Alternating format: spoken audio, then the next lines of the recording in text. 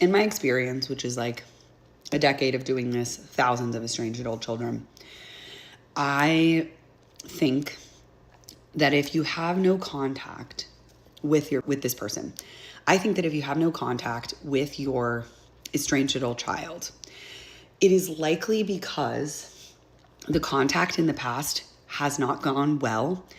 They are not ready to receive contact from you. It's too emotional for them. It's too hard.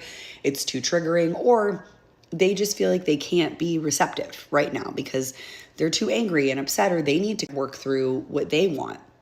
Going no contact or taking these like momentary breaks from people isn't always because we don't want them in our lives. Sometimes it's because you just want to feel like you're ready to communicate even when that happens.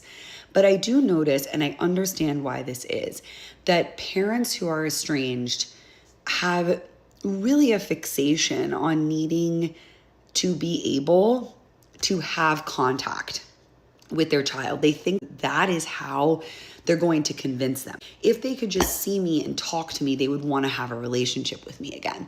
And that's not always the case. So that's why I think you really got to do your best work during this time where they're not talking to you, so that if and when they decide to, or you are able to make contact with them, you really feel ready.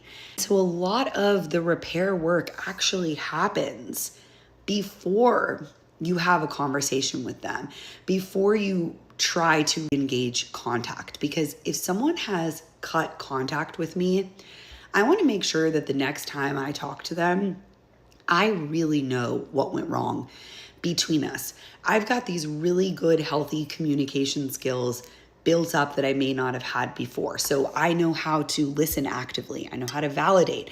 I know how to seek understanding by asking certain questions. I can keep myself regulated in these moments when I'm talking to them. I'm not getting explosive or yelling or engaging in denial, minimizing, all of that.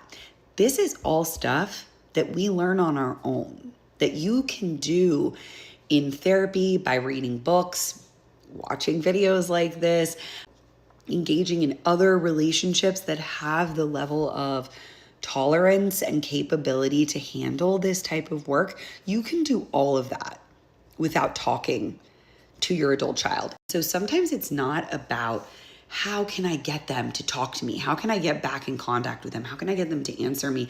What's the right thing to say to get them to open that door? Instead, about taking a step back and being like, what do I need to work on so that when we do resume contact, it's going to go well and it's going to be successful. It has the best chance of being successful. So I think this is where we need to sort of move away from like, how can I get them to pick up the phone? What letter can I send? How can I just break through that wall? And more to, what do I want to work on myself in my own life that will make it so that when we do connect again, it's really successful.